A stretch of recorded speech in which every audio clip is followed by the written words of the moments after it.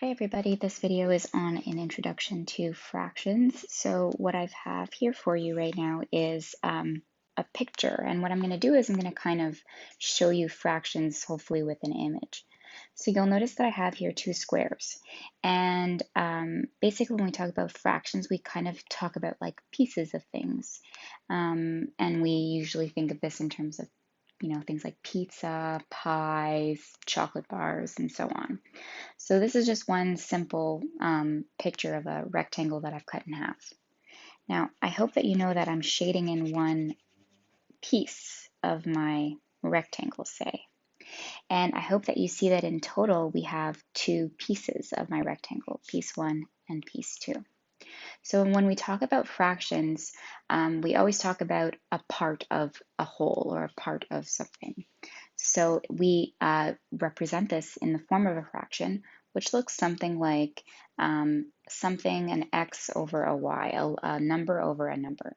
And when you try to decide what x and y is, this is usually the part, and this is usually the whole. And I'll give you more vocabulary in a second. But in the example that I've given you here in my rectangle, I've shaded in one part of my whole, which has a total of two parts. So we call this the numerator, and we call this the denominator. And again, you can think of this as, top and bottom, part and whole. You can even think of it as part and total if you really wanted to as well. But this is what a fraction looks like. This line here is called a divisor. It's what separates, obviously, the numerator from the denominator, but it also implies that if you wanted to, you could easily look at this as 1 divided by 2. Because the thing about fractions is you can obviously represent them in many different ways. You can represent it in the form of a picture, like you see here. You can represent it in the form of a fraction, like you see here, but you could also represent it in the form of a decimal and a percent. So the decimal form of 1 over 2, you do 1 divided by 2, you get a half. And the percent of this is just 50. And this should make sense because we know this in conversation. Half is 50%. So now what if I take that same picture and I'm going to, let's just redraw it here, say, of my rectangle. And instead of shading in a half of it like you see here, what I'm going to do is I'm going to actually cut it into more pieces. So you'll notice here that I have now cut it into 6 pieces. So I went from having 2 squares to 6 different pieces.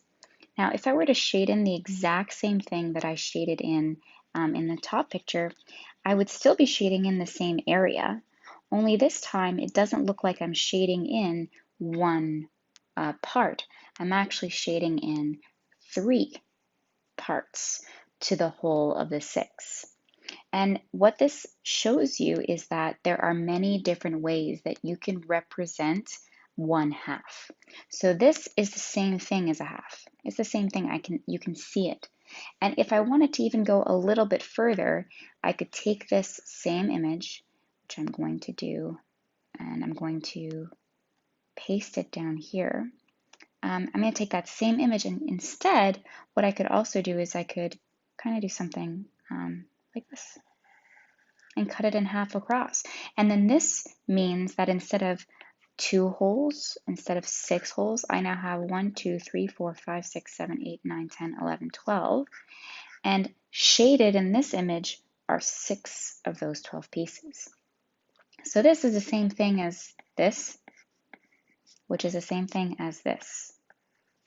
And if you go and take a calculator or do the division in your head, this is 0.5, 6 divided by 12 is 0.5, this is 0.5, 3 divided by 6 is 0.5, and this is 0.5. Now, all of these fractions, this is very important, these are called equivalent fractions. Because the thing is that a fraction can be, again, in many different forms. Depending on how many parts to a whole you have, they can all mean the same thing. So equivalent fractions are very important, especially when we talk about things like reducing fractions, or even in the future when we do adding and subtracting, finding a common denominator. So something that I do want to talk about next is just the concept of reducing fractions. So in my prior example, you saw 3 of the same fraction. So we saw it as a half, which was the same thing as 3 over 6, which was the same thing as 6 over 12. All of these represent 50%, 0.5, or a half of something. Now, when we talk about reducing fractions, though, we absolutely love this fraction. We love this fraction because it is called a reduced fraction. There is no further way that we can go to make these numbers smaller. We cannot go smaller than a 1 and a 2 in this case. But what does it mean? Now, if we start with the biggest fraction I see here, which is 6 over 12, this is not a reduced fraction. This is not a reduced fraction because I can see that there is a number or a factor that 6 and 12 can both divide by. So you're always trying to look for the greatest common factor of the top and the bottom, or of the numerator and the denominator. And if you're not familiar with what a greatest common factor is, you can go and see my video lesson on greatest common factor. But if I were to lay out all of the factors of 6, which are 1, 2, 3, and 6, and if I were to lay out all the factors of 12, which are 1, 2, 3, 4, 6, and 12, you may recognize that the greatest common factor is 6. So that means that I'm not in the lowest term because there is a common factor between the top and the bottom.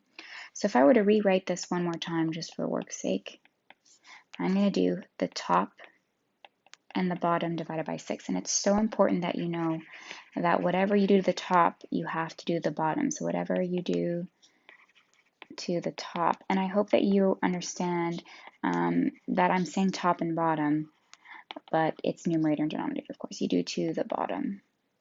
So important.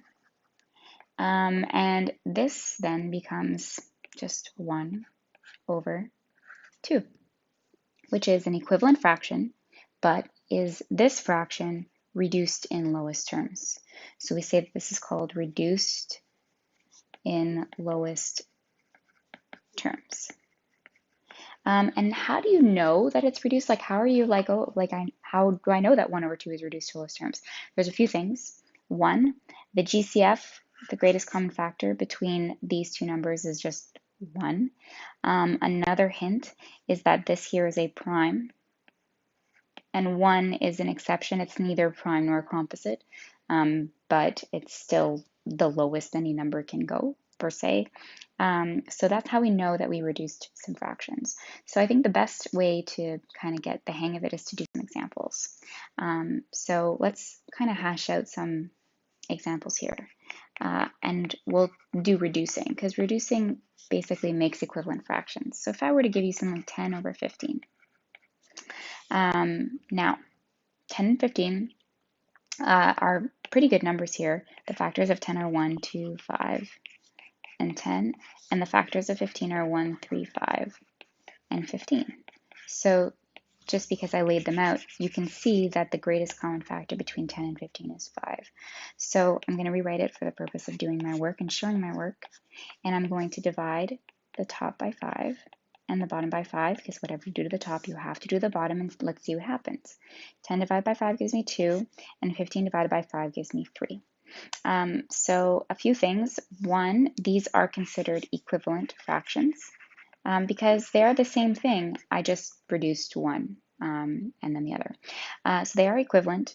The other thing is that I noticed that this is a prime number, and so is 3. Meaning that the only thing that these two can divide by is 1. So I know that this is reduced to the lowest term. So let's do another one where you might have to do more than one step to reducing, say. So let's do another one where I'm giving you 8 over 12. Now, we could list out all the common factors and, find the greatest common factor. But what happens if you never picked the greatest common factor? What happens if you just pick some random one that they both have in common that's not necessarily the greatest common factor? What happens?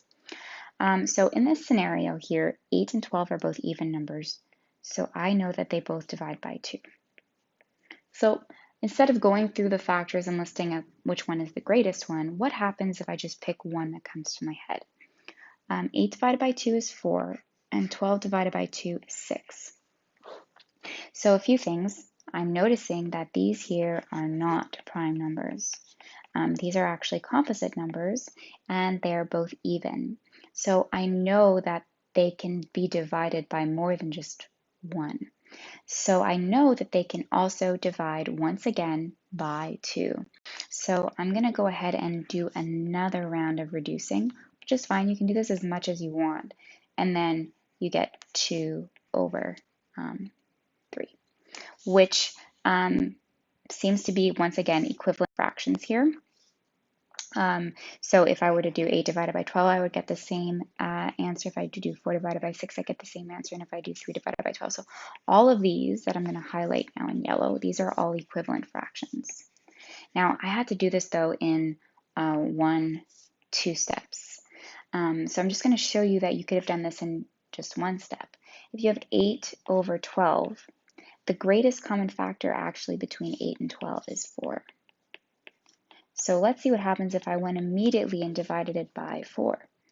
8 divided by 4 is 2, and 12 divided by 4 is 3. So instead of doing it in 2 steps, I did it in 1 step, but it still gave me the same answer that I got when I did it in 2 steps.